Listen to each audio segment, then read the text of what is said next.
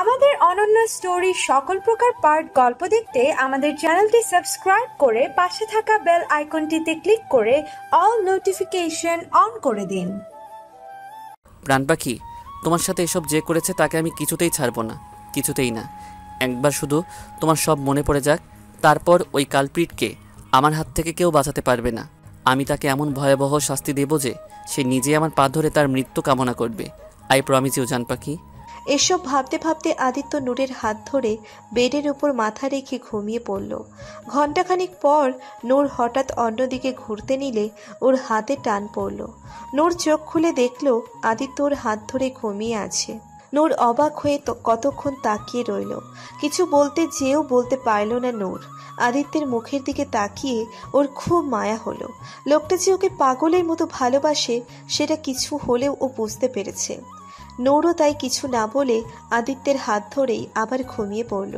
এভাবে দেখতে দেখতে 2 দিন কেটে গেল। আদিত্য প্রতি রাতেই নূরের হাত ধরে ঘুমায়। এই 2 দিনে নূরের তেমন কোনো উন্নতি দেখা যায়নি, শুধু আগের থেকে একটু ভয়টা কমেছে।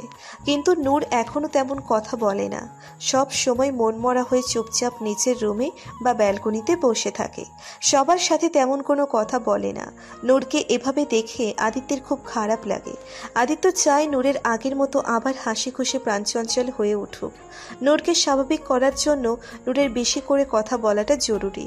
কথাটা ভেবে আদিত্য মনে মনে একটা প্ল্যান করলো। ও জানে কিভাবে নূরকে সবার সাথে ফ্রি করা যায়। বিকেল 4টে, দুপুরের খাবার খেয়ে নূর একটু ঘুমিয়েছিল। হঠাৎ নিচ থেকে মানুষের হইচই শব্দে নূরের ঘুম হালকা হয়ে এলো। নূর আড়ামোড়া ভেঙে চোখ খুলে উঠে বসলো। নিচ থেকে অনেক জোরে জোরে কথা আর হাসাহাসির শব্দ আসছে। নূর মনে কৌতূহল জাগালো। বিষয়টা দেখার জন্য নূর বেড থেকে নেমে ধীরে ধীরে রুমের বাইরে বের হলো। করিডোরে এসে উপর থেকে নিচে উকি দিয়ে দেখলো নিচে আদিত্য, আবির, তাসির, শাইম, তানি, সানা আর নিশি মিলে কি যেন করছে আর খুব হাসাহাসি করছে। নূরের ইচ্ছে হলো বিষয়টা দেখার। নূর ধীরে ধীরে সিঁড়ি বেয়ে নিচের দিকে আসলো। আদিত্য আর চোখে তাকিয়ে নূরকে আসতে দেখে সবার দিকে তাকিয়ে আস্তে করে বলল, শোনো, আমাদের প্ল্যান কাজ করছে। নূর এদিকে আসছে, সবাই ওর সামনে একদম আগের মতো স্বাভাবিক বিহেভ করবি। সবাই মাথা ঝাঁকিয়ে সাই দিল। নূর নিচে আসতেই আবির মুচকি হেসে বলে উঠল, আরে আরে ভাবি, আসো আসো, এখানে বসো। তানি বলে উঠল, আরে ভাবি না, বলো বিবি। আবির ভ্রু কুচকে বলল, বিবি? হ্যাঁ বিবি, ভাবি প্লাস বিএন সাহেব। এখান থেকেই অভ্যাস করে নাও বলার। আবির মুচকি হেসে বলল, ওকে ওকে, তো বিবি এখানে এসে আমাদের শোতে অংশগ্রহণ করুন। নূর আস্তে করে বলল, শো? হ্যাঁ শো। আজ আমরা কে হবে রোডপতি খেলছি। আসো, তুমিও বসো, শো এনজয় করো। নূর মুচকি হেসে আদিত্যের পাশে গিয়ে বসলো। আবির হাসি মুখে বলে উঠল, সো সাহেবান, মেহেরবান, কাদারদান, খিলিপান, মিঠাপান, পানদান, থুকদান, মরা গরু টেনে আন। আপনাদের সবাইকে আমাদের শোতে আমন্ত্রণ। আর যে আমাদের শো দেখতে চায় না সে পচানালায় ডুবে যান। তো লেটস প্লে কে হবে রোডপতি। একটা গোল টেবিলের 2 পাশে 2টা চেয়ার রাখা আছে। টেবিলের উপর 2 পাশে 2টা ফেক কম্পিউটার স্ক্রিন লাগিয়ে রেখেছে। আবির এক পাশে চেয়ারে বসে বলে উঠল, তো আমাদের প্রথম প্লেয়ার হলেন দ্য ওয়ান অ্যান্ড অনলি আমাদের আদিত্য আর নূর ভাবির একমাত্র মেয়ের হবু শাশুড়ি, বর্তমানে যার পেটে আমার ছেলে এবং ভাইয়ের জামাই। তো ওয়েলকাম মিসেস শাশুড়ি, আপনাকে হট সিটে স্বাগতম। সবাই একসাথে তালি বাজিয়ে উঠল।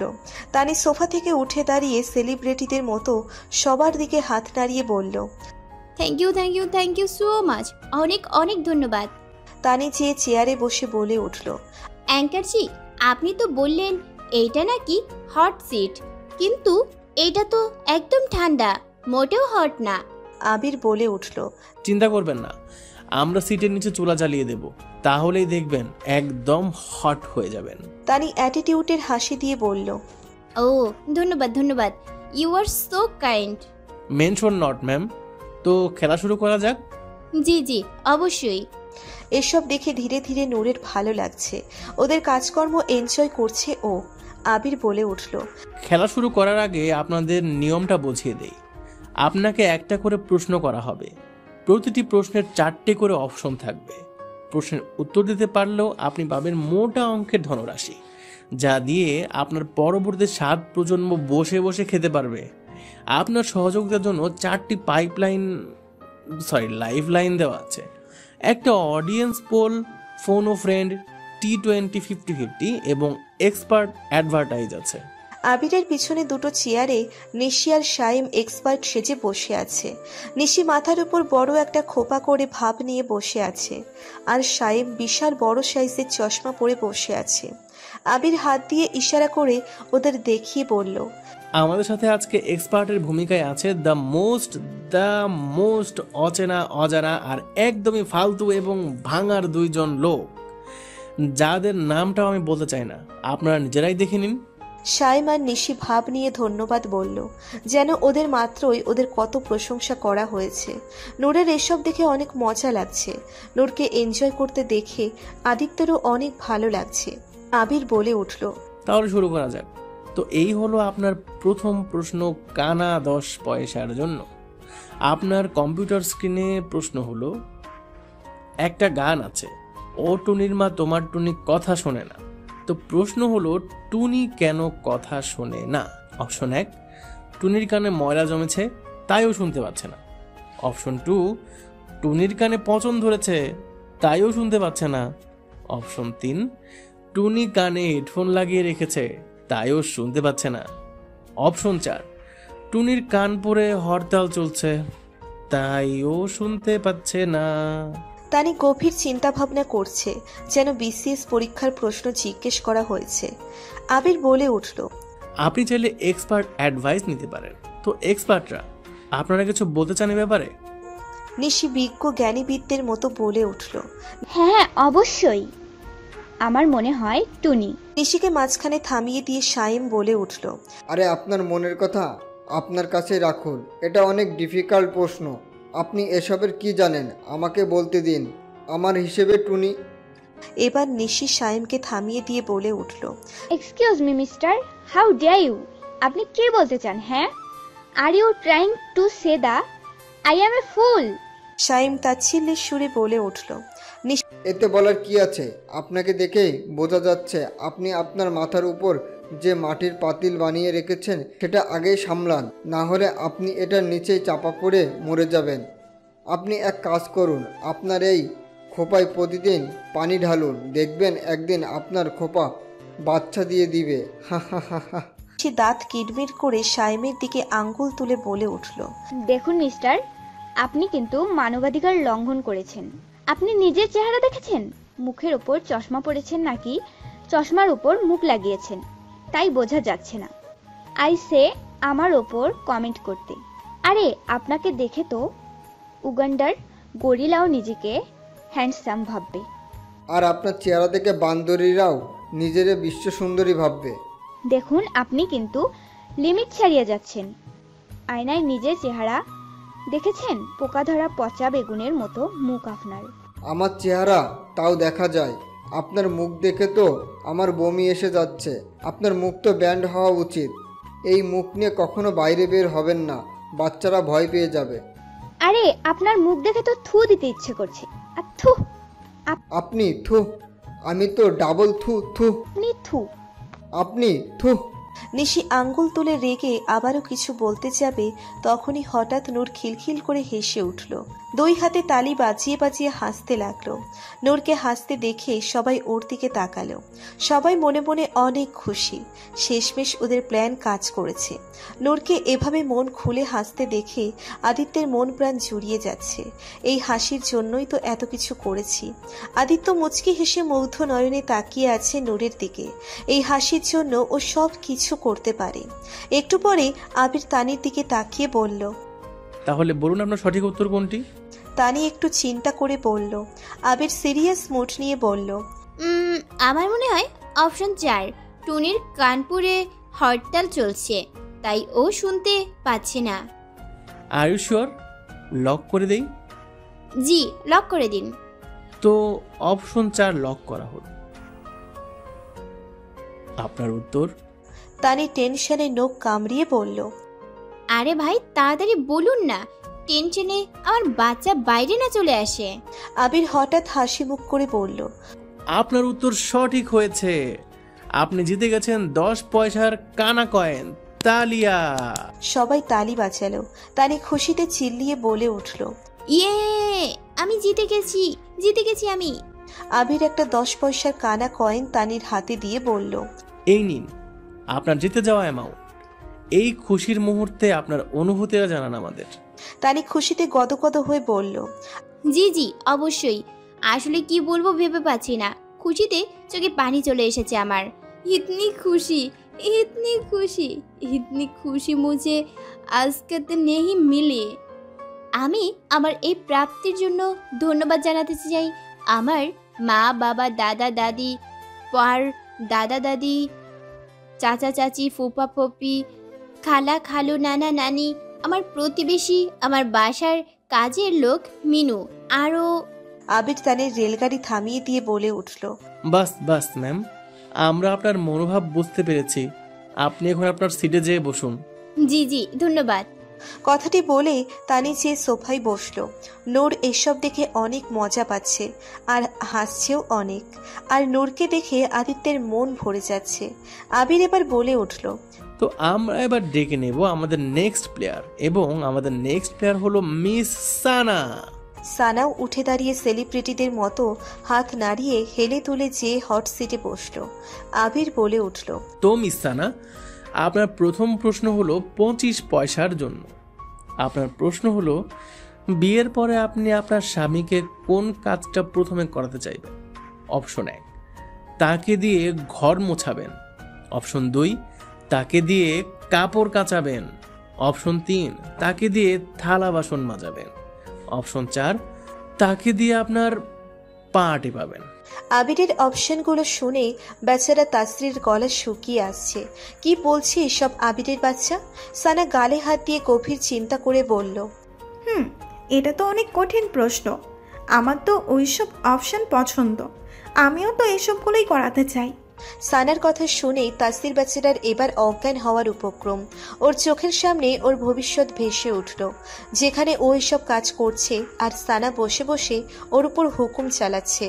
তাসরিরের এমন করুণ অবস্থা দেখে সবাই মুখ টিপে হাসছে। আবির বলে উঠল, যাই হোক, আপনাকে একটা অপশন তো বলতেই হবে। সানা কিছুক্ষণ ভেবে বলে উঠল, ঠিক আছে, অপশন আনলক করে দেন। ওকে, আর আপনার উত্তর সঠিক হয়েছে। আপনি পাচ্ছেন এই 25 পয়সার কানা কয়েন।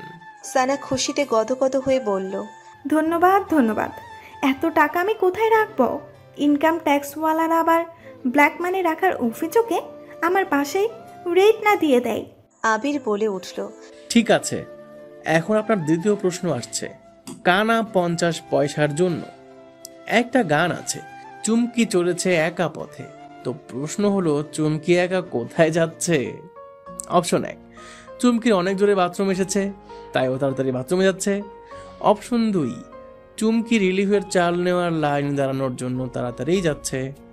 অপশন 3, চুমকির জুতা ছিঁড়ে গেছে, তাই ও তাড়াতাড়ি সবার আড়ালে চলে যাচ্ছে। অপশন 4, চুমকি করোনার টিকা দিতে যাচ্ছে। সানা গভীর চিন্তা করে বলল, এটা তো আরো কঠিন মনে হচ্ছে, বুঝতে পারছি না কিছু। আপনার কাছে পাইপ লাইন আছে, আপনি চাইলে সেখান থেকে সাহায্য নিতে পারেন। আপনি অডিয়েন্স পোল ব্যবহার করতে পারেন। ঠিক আছে, আমি অডিয়েন্স পোল ব্যবহার করতে চাই। ঠিক আছে, অডিয়েন্স পোল আনা হোক। একটু পরে শাইম আর তাসির মিলে একটা পোল ডান্সের পোল এনে মাঝখানে রাখলো। আবির সেটা দেখিয়ে সানাকে বলল, আপনাকে পোলের সাথে পোল ডান্স করতে হবে। আপনার ডান্স দেখে অডিয়েন্স ইমপ্রেস হলে তারা আপনাকে হেল্প করবে। সানা মাথা ঝাঁকিয়ে উঠে গিয়ে পোল ধরে ঘুরে ঘুরে পোল ডান্স করতে লাগলো। সানার ডান্স দেখে সবাই হাতে তালি বাজালো। তারপর সবাই মিলে অপশন 1 বলতে বলল। সানা সবার কথা মতো অপশন 1ই সিলেক্ট করলো এবং উত্তর ঠিক হলো। সানার খেলা শেষে এবার আবির বলে উঠল, এখন আমাদের সাথে খেলবে আমাদের নূর ভাবি।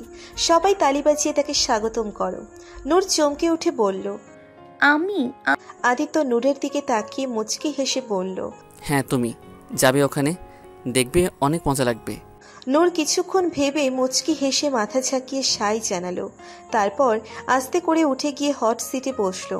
আবির বলে উঠল, তো ভাবি, তোমার প্রথম প্রশ্ন 1 টাকার জন্য হলো, ছোট হাতের এবিসিডি বড় হাতের এবিসিডির থেকে কত ছোট?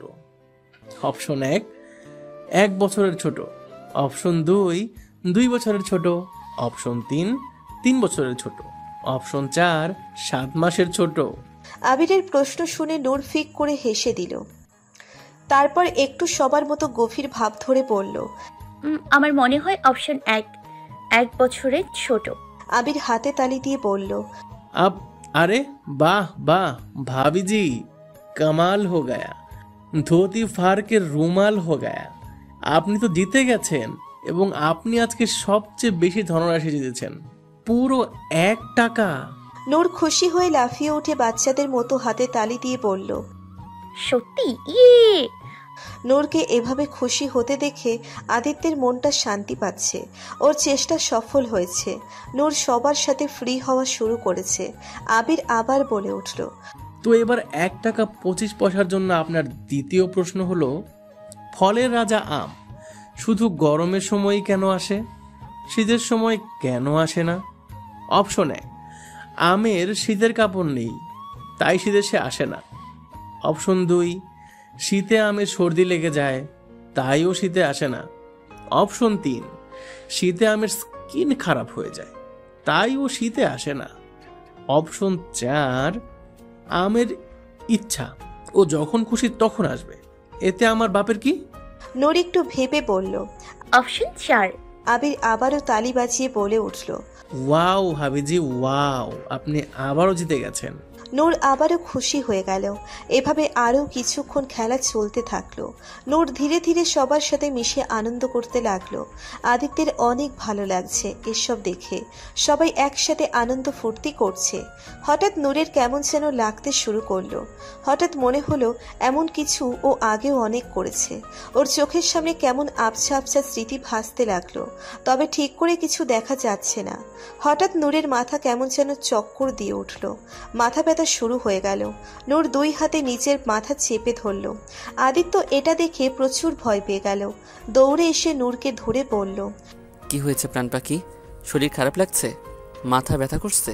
নূর আস্তে করে বলল, হ্যাঁ, অনেক মাথা ব্যথা করছে। তাসির বলে উঠল, আদি নূরকে রুমে নিয়ে যা, ওর এখন আরামের দরকার। আদিত্য মাথা ঝাঁকিয়ে নূরকে কোলে নিয়ে রুমে চলে এলো। নূরকে বেডে শুইয়ে দিয়ে বলল, প্রাণ পাখি তুমি শুয়ে থাকো, আমি তোমার মাথা টিপে দিচ্ছি, তোমার ভালো লাগবে। কথাটা বলে আদিত্য নূরের মাথার কাছে বসে মাথা টিপে দিতে লাগলো। ধীরে ধীরে নূরের মাথা ব্যথা কমে এলো। রাত 10টা। আদিত্য নূরকে ঔষধ খাইয়ে শুইয়ে দিল। নূরের গায়ের ওপর চাদর টেনে চলে যেতে নিলেই নূর হঠাৎ আদিত্যের হাত টেনে ধরল। আদিত্য নূরের দিকে তাকিয়ে বলল, কি হয়েছে, কিছু বলবে? নূর মাথা নিচু করে আস্তে করে বলল, আপনি চাইলে এখানে বেডে শুতে পারেন, ডিভানে যেয়ে শুতে হবে না। নূরের কথা শুনে আদিত্য খুশিতে রিয়াকশন দেওয়া ভুলে গেল। ও সত্যিই শুনছে তো? নূর ওকে ওর পাশে শুতে বলছে। আদিত্য বলে উঠল, আর ইউ শিওর? তোমার সমস্যা হবে না তো? নূর আস্তে করে মাথা নাড়িয়ে বোঝালো, না, কোনো সমস্যা হবে না। আদিত্য মাথা অন্যদিকে ঘুরিয়ে একটু হাসল। তারপর আবার নূরের দিকে তাকিয়ে বলল, ঠিক আছে। আদিত্য এসে নূরের পাশে কাত হয়ে মাঝখানে ফাঁক রেখে নূরের মুখোমুখি হয়ে শুল। আজ কত দিন পর নূরের পাশে ঘুমাবে ও। ভাবতেই খুশি লাগছে আদিত্যের। আদিত্য মুচকি হেসে নূরের দিকে তাকিয়ে রইল। আদিত্যের তাকানো দেখে নূর লজ্জায় চোখ বন্ধ করে ঘুমানোর ভান ধরল। আধা ঘন্টা পর হঠাৎ নূরের নাকে একটা মোহনীয় ঘ্রাণ এসে লাগছে। ঘ্রাণটা কোথা থেকে আসছে জানার জন্য নূর এদিক ওদিক মাথা ঘুরিয়ে নাক টানতে লাগলো। হঠাৎ নূরের মনে হলো ঘ্রাণটা আদিত্যের কাছ থেকেই আসছে। নূর আস্তে করে মাথাটা আদিত্যের কাছে এনে নাক টানল। নূর বুঝতে পারল ঘ্রাণটা আদিত্যের কাছ থেকেই আসছে। ঘ্রাণটা অনেক পরিচিত মনে হচ্ছে নূরের কাছে। একদম মন মাতানো নেশালো গন্ধ। নূরের নেশা ধরে যাচ্ছে, কেমন ঘোর লেগে আসছে ওর। নূর আদিত্যের আরো কাছে এসে আদিত্যের বুকে নাক ঠেকিয়ে আদিত্যের শরীরের ঘ্রাণটা টেনে নিতে লাগলো। ঘ্রাণটা নূরের ভেতর থেকে কেমন যেন নাড়িয়ে দিচ্ছে। নূর ঘোরের মাঝেই আদিত্যকে জড়িয়ে ধরল। আদিত্যকে জড়িয়ে ধরেই একসময় ঘুমিয়ে পড়ল। আদিত্য এতক্ষণ অনেক কষ্টে নিজেকে আটকে রেখেছিল, অত প্রথম থেকেই জেগেছিল, ঘুমানোর ভান করছিল যাতে নূর ওর কাছ থেকে সরে না যায়। নূর ঘুমিয়ে পড়েছে বুঝতে পেরে আদিত্য এবার দুই হাতে নূরকে বুকের মধ্যে জড়িয়ে ধরল। আজ কতদিন পর নূরকে বুকে নিয়ে ঘুমাতে পারছে। খুশিতে আদিত্যের চোখে পানি চলে এলো। আদিত্য আলতো করে নূরের মাথায় চুমু খেয়ে নূরকে জড়িয়ে ধরে 5 মাস পর আজ প্রশান্তির ঘুম দিল। দেখতে দেখতে আরও 1 সপ্তাহ কেটে গেছে। এই 1 সপ্তাহে নূরের অনেকটা উন্নতি হয়েছে। নূর এখন হাসি খুশি থাকে, সবার সাথে ফ্রিভাবে কথা বলে। আদিত্যের সাথেও অনেক ফ্রি হয়ে গেছে এই কয়দিনে। এখন প্রতিদিনই নূর আদিত্যের বুকেই ঘুমায়। আদিত্য ওর প্রাণ পাখিকে বুকে জড়িয়ে শান্তিতে ঘুমায়। নূরের মাঝে মাঝে আবছা আবছা কিছু স্মৃতি মনে আসে, তবে পরিষ্কার বুঝতে পারে না ও। আদিত্য এখন মাঝে মাঝে অফিসেও যায়, কারণ ও বুঝতে পারছে যে আবিরের ওপর বেশি চাপ পড়ে যাচ্ছে, তাই ওর হেল্প করা দরকার। আর তানিও প্রেগনেন্ট, ওকেও সময় দেওয়া দরকার আবিরের। এসব ভেবেই আদিত্য আবার অফিস যাওয়া শুরু করেছে, তবে অল্প কিছুক্ষণের জন্যই থাকে, শুধু জরুরি কাজ করেই চলে আসে। কারণ এই অবস্থায় নূরকে বাসায় রেখে ও বেশিক্ষণ থাকতেও পারে না, ওর মন অস্থির হয়ে যায়, তাই তো তাড়াতাড়ি কাজ সেরে চলে আসে। রাত 10টা। নূর শোবার জন্য কাবার্ড খুলে রাতের কাপড় বের করছিল। হঠাৎ ওর চোখ পড়ল কাবার্ডের এক কোনায় পড়ে থাকা একটা গিটারের দিকে। নূর ভ্রু কুঁচকে গিটারটা বের করলো, তারপর আদিত্যের কাছে এসে বলল,